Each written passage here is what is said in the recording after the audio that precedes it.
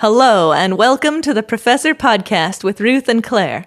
Each episode, we talk about a particular topic in the life of a professor. Ruth is a visiting professor at a large university in Ireland, and Claire is an associate professor at a primarily undergraduate university in Northern California. The purpose of our podcast is reflection, so we bring something we think is working and something we're working on to discuss. Welcome to the Professor Podcast with Ruth and Claire. I'm Ruth. And I'm Claire, and today we're talking about the 80-20 principle. But first, Ruth, how was your week?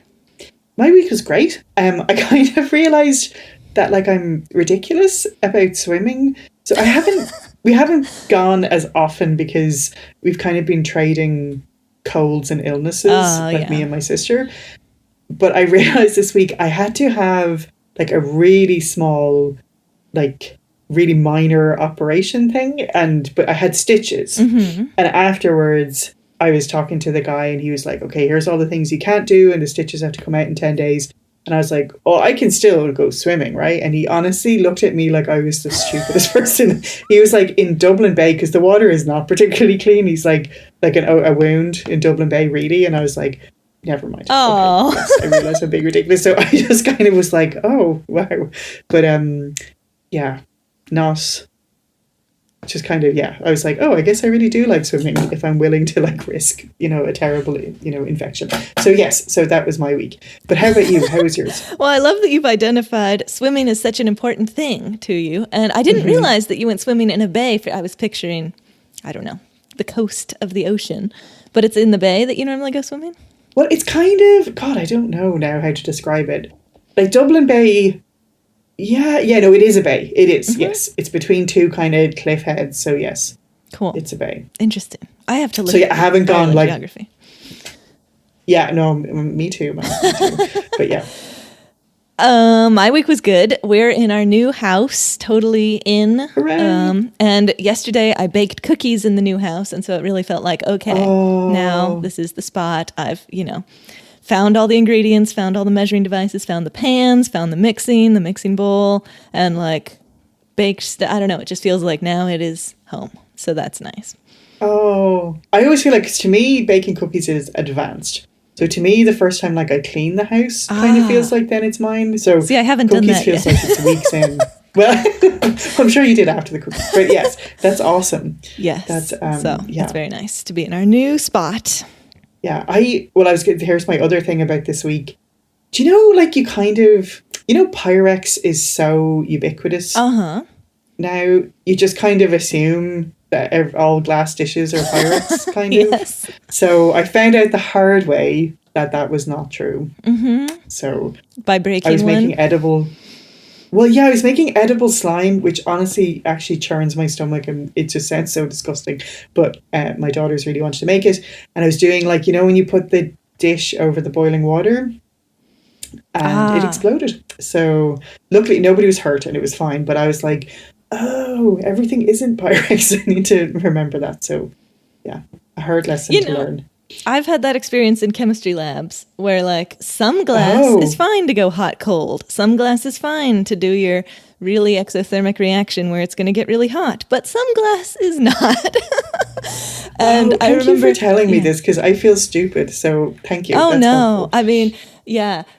So diluting sulfuric acid is super exothermic. You start with sulfuric acid and it's fine. It's in a glass bottle. I thought that I could dilute it in the glass bottle that the sulfuric acid came in because, come on, it's containing sulfuric acid. But it's good at containing sulfuric acid, but it wasn't good with hot and cold. So when I diluted it in the bottle... God. And then, wow. Well, I'll tell you the whole story. We had an empty bottle of sulfuric acid, and I was like, this will be perfect for diluting the sulfuric acid. And I put it in an ice bath because I knew it was going to be exothermic. But then, then the glass broke, and then I just had icy, acidic sulfuric acid. Oh, lovely. But with a bit of broken glass in there as well. And with broken glass too, yeah. So anyway, now I know. Got to make sure you get the Pyrex. Dude, chemistry is wild. Because to me, I'm clearly if you dilute something, it's less dangerous. It would never occur to me. That's crazy. The things you have to think about. Once diluted, it is less dangerous, but the dilution process for some things, like sulfuric acid, is very hot. I also probably diluted it too fast. Is there, okay, now tell me off air, is there a chemical reaction happening? Like, why is it? Anyway, tell me later. Okay. Then it's a We'll whole go other into the podcast. But today we're talking about the 80-20 principle. And while we were unpacking, I found the 80-20 principle book. So I have it right on my desk right now. So I have a quote from it. Oh, sweet. So maybe we should just, well, I'll give you the quote first and then we can talk about what it is. The quote is, "Not only is happiness not money, it's not even like money. Money not spent can be saved and invested and through the magic of compound interest multiplied. But happiness not spent today does not lead to happiness tomorrow. Happiness, like the mind, will atrophy if not exercised."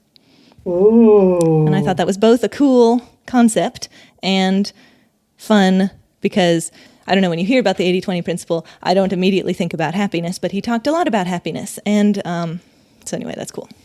Oh, I had that is not what I would have thought. That's so interesting. I like that it's not even like money. That's awesome. It's not even like money. Yeah, exactly. Yeah. It's a totally different thing. Yeah, that's perfect. So we're talking about the 80-20 principle, and I just thought maybe we should say what it is. Yes. So it's the concept of this imbalance where 80% of the outcome comes from 20% of the input. He's not saying it's always exactly those percentages, but he's saying there's this major imbalance it's probably a bigger imbalance than we expect or intuit. And that's true with all kinds of things like productivity or happiness. Like if 20% of the stuff you do towards happiness gives you 80% of the happiness or some imbalance like that. Or also true with productivity or sales or anything like that. So it's just this concept of this major imbalance in terms of your effort goes across all these different areas and only a small amount of your effort is actually leading the bigger chunk of the outcomes. And so it's that concept. Did I explain it well? Do you have anything to add, Ruth?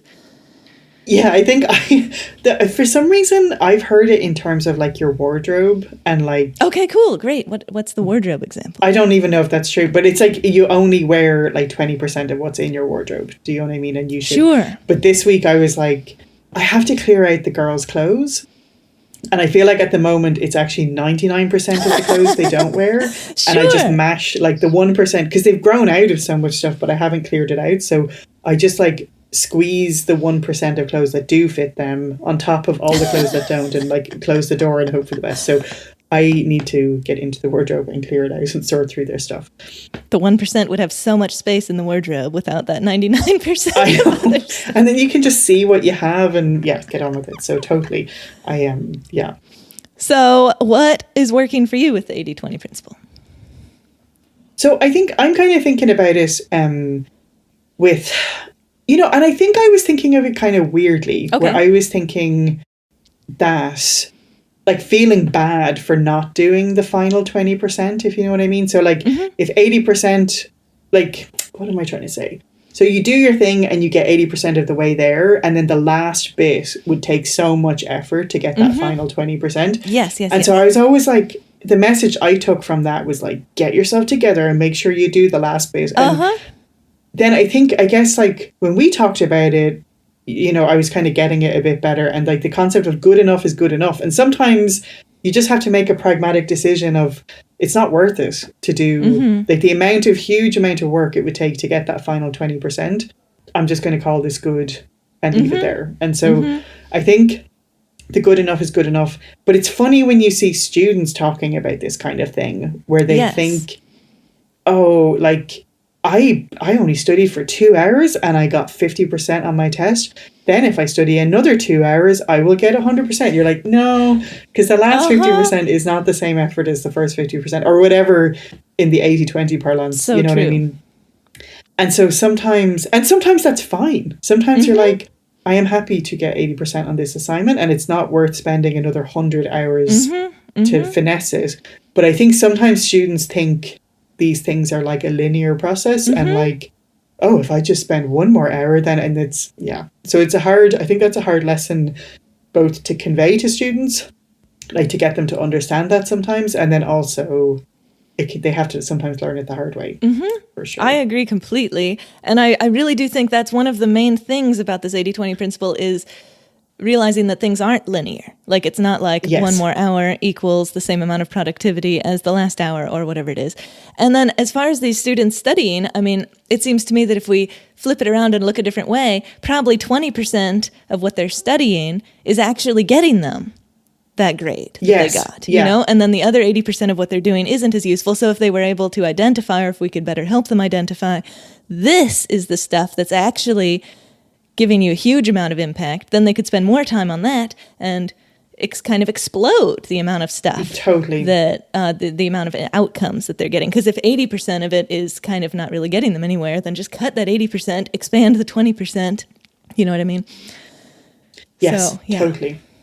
Yeah. So what's working for you with the 80-20 way of thinking of things? Yeah, well, one thing that I was thinking about was kind of looking at what are like the biggest results that I'm getting as opposed to like the disproportionately low impact things, and trying to think about, well, what are the things that I do that are those 20% of effort that's actually getting somewhere, so that I can put more of my time into those things and less of my time into this stuff that's not getting anywhere.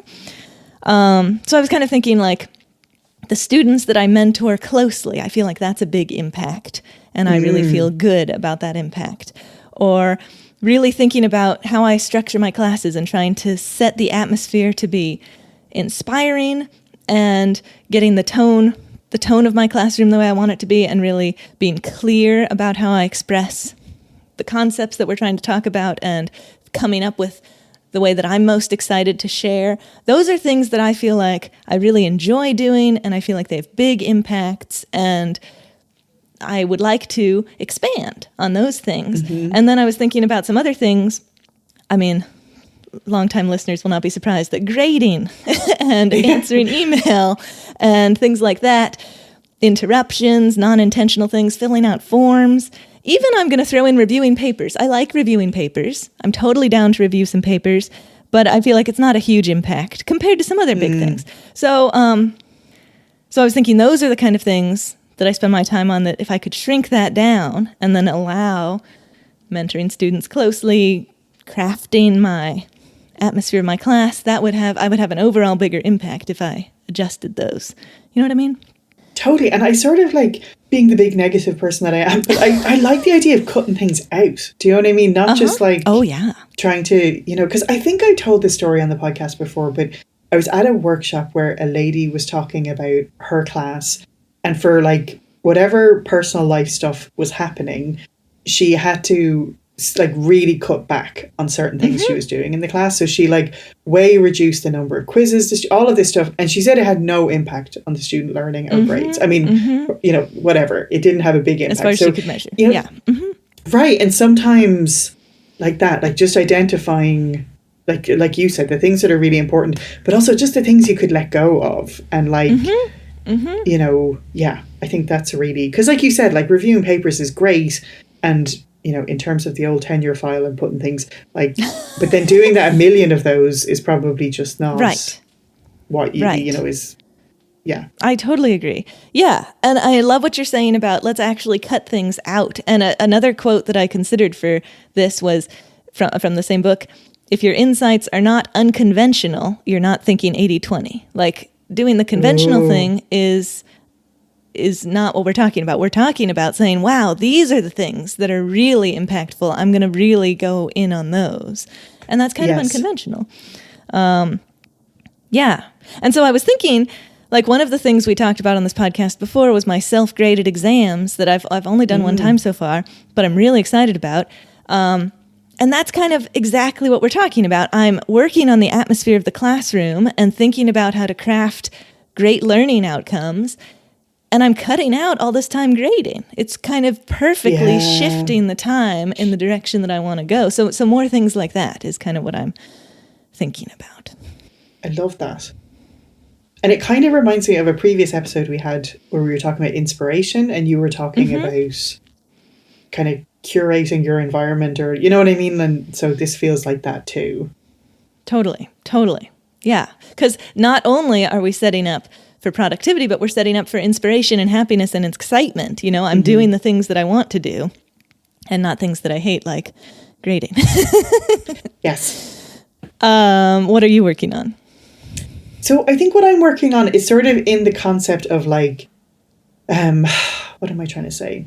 Like 20, the push to get the 80% of the project done. Yes. And then the last 20% is going to be this huge, as you said, out of balance, disproportionate effort. Mm-hmm. And then sometimes I just don't know sometimes when to do the push. And like most things in my life are motivated just by anxiety, do you know what I mean? And who I think will be most mad at me or whatever. Mm-hmm. Of course. And so I think I would like to get better at really reflecting on, like, like you're saying, because like it was a huge amount of work, right, to do this self-graded exams thing and to set it up and do all of that. But like you were so excited about it and it was totally worth it. And it aligns with what you want to do ultimately. So it's really worth getting into the nitty-gritty of that and like the details and stuff. So I think just knowing sometimes when to do the push and not say good enough is good enough and to really like, no, I wanted this to be like an excellent thing. So sometimes that's really hard for me to kind of identify. That's really interesting because you know what it makes me think of is, okay, so there's the general concept is, okay, if 20% is getting you 80% of the results, then let's just do that 20%, get 80%, that's good enough, and then we can do 20% of something else and get to 80% of something else, and we can get so many things. On the other hand, though, we can look at it a different way, and maybe this is more aligned with those moments when it is the moment to push, and you really do want to do this thing to the max. Then the question is, what of the things that you're doing to getting this project or whatever it is to the max, which ones of those are effective? Of all the things that you're doing to and choosing to do the more effective versions of that. Does that make sense? Yeah, totally. So really identifying, like not just keep pushing and being like, well, I guess I'll sit here for 7 more hours. Right. Yeah. So that doesn't help at all with choosing which tasks you really want to do 100%, but it does help with, once you've decided this is a task that I'm not going to cut a single corner on, well, that doesn't mean, like I was using this analogy while I was thinking about, because you were talking about grades and studying for an exam, and a student could memorize the entire textbook and probably they would ace my test if they did that. But that's not the most efficient way at all to ace my test, So like deciding you're going for it full bluey doesn't necessarily even mean tons of work and tons of pushing. It could mean more strategizing and figuring out what the 20% is and just expanding the 20%. You know what I mean? Totally. And it kind of reminds me, when students are like, but I read the textbook for 50 hours a week, and you're like, oh yeah, but that's not, and for some reason it's making me think of writing that really big grant that I wrote. Yes, that was huge. Tell me about that. Yeah, and the brute force of like, I'm just going to keep going through it. And then eventually, like, one of the more effective things I did was give it to you. And then you came back and gave me all of these great suggestions. And that was like, I guess it's like being smart about what the push is going to be. Yes, so deciding exactly. if it is something that needs the push, and then, like you said, being like more strategic about what the push is going to look like instead of, okay, I'll just do another 80% hours or whatever. Like, yeah. Right. I like that. Right. Because you can do hundreds of hours and it not be, it's just such a bigger push if you're pushing in the wrong direction to get where you're trying to go, or pushing in an ineffective way. Totally. Capitalizing on that. Oh, this is really, like in that case, you needed another set of eyes on the proposal, and that would actually be much easier than continuing to push without. Right, or the student needs to go to office hours and ask some questions. Exactly. And practice some Let's problems do that. And not just read the, Exactly, exactly. That's super interesting. So what about you? What are you working on? I'm working on this concept. So I was just flipping through the book and reading different sections of it, and I was really excited about how he talks about the implications with respect to time, and how if you think about it this way, that 20% of your effort is actually most of your outcomes, then time is an abundant resource suddenly. It's not about managing your time and getting every 15 minutes to be super useful. It's like, wow, no, most of my output, the vast majority of my output is coming from this small chunk of time. So if I can just expand that a little bit, That's going to be way more effective than doing all these time management strategies and whatnot. So it's about selectively choosing the things that are really impactful for whatever it is you're trying to do. So if back to the happiness thing, it could be, well, what things are really impactful in making you happy, or what things are really impactful in getting your teaching evaluations up, or what things are really impactful for